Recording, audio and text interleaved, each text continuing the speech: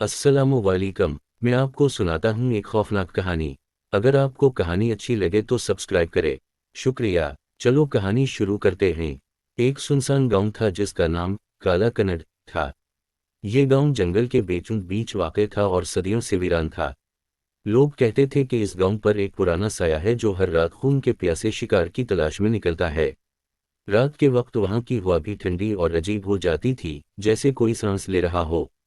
गांव के बूढ़े अफराद बताया करते थे कि एक सदी पहले यहाँ एक बदरू का राज था। वो बदरू एक जादूगरनी की थी जो एक बूढ़ी औरत की शक्ल में रहती थी। एक रोज गांव वालों ने इस जादूगरनी को कत्ल कर दिया क्योंकि वो उनके बच्चों को चोरी करती थी और उनका खून पीती थी। मरने से पहले जादूगरनी ने बद्दुआ दी कि जो भी इस गांव में रात को रहेगा वो कभी वापस नहीं जा सकेगा। शहर के कुछ नौजवानों ने इस किस्से को झूठ समझा और एक रात फैसला किया कि वो गांव जाकर इस कहानी की हकीकत मालूम करेंगे। वो 5 लोग थे और सबके सब बहादुर थे। वो रात के वक्त काला कनड़ पहुंचे और जैसे ही वो गांव में दाखिल हुए, हवा अचानक ठंडी हो गई। एक खौफनाक सन्नाटा छा गया। एक पुरानी हवेली के अंदर दाखिल होने के बाद इन्होंने महसूस किया कि वहां किसी की मौजूदगी है। दीवारों पर अजीब व गरीब निशान थे, जैसे किसी ने नाखूनों से खराशी मारी हूं।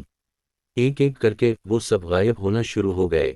चीखों की आवाजें गूंजने लगीं, लेकिन जब बाकी दोस्तों ने पलट कर देखा तो कोई नजर न आया। आखिर में सिर्फ एक बचा था। वो भागने लगा लेकिन दरवाजा खुद ब खुद बंद हो गया। इसके सामने एक पुरानी औरत नमूदार हुई। इसकी आंखें सुर्ख नगारों की मानिंद चमक रही थीं।